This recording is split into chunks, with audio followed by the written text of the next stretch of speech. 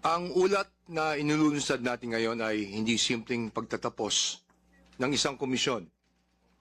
Ito ay isang paninindigan ng pamahalaan, isang tapat, malinaw, at walang palusot na pagharap sa tunay na kalagayan ng edukasyon sa ating bansa.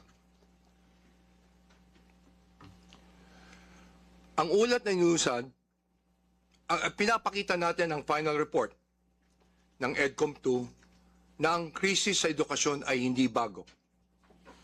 Matagal na natin kinakaharap ang mababang literacy rate, mainang pundasyon sa mga unang taon, at kulturang inuuna ang proseso kaysa sa tunay na pagkatuto. Ang kaibahan ngayon, malinaw na inalalatag ng ulat ang landas kung paano ito tutugunan.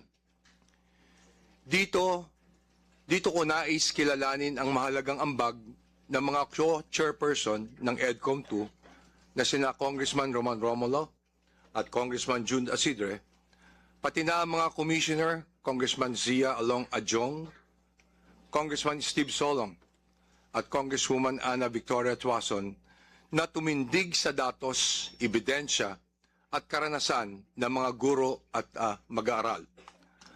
Malaki rin ang pasasalamat natin kay Dr. Carol Mark Yee at sa buong EDCOM 2 Secretariat sa pagbuo ng kauna-unang 10 taon roadmap para sa edukasyon at workforce development ng ating bansa.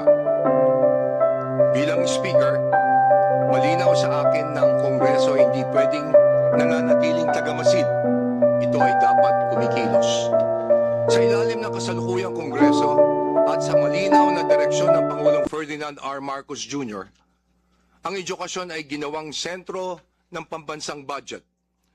Paulit-ulit na binigyan diin ng Pangulo na ang edukasyon ang pundasyon ng kaunlaran ng kinabukasan ng ating bansa at paniniwalang ito ay naisalin sa konkretong aksyon.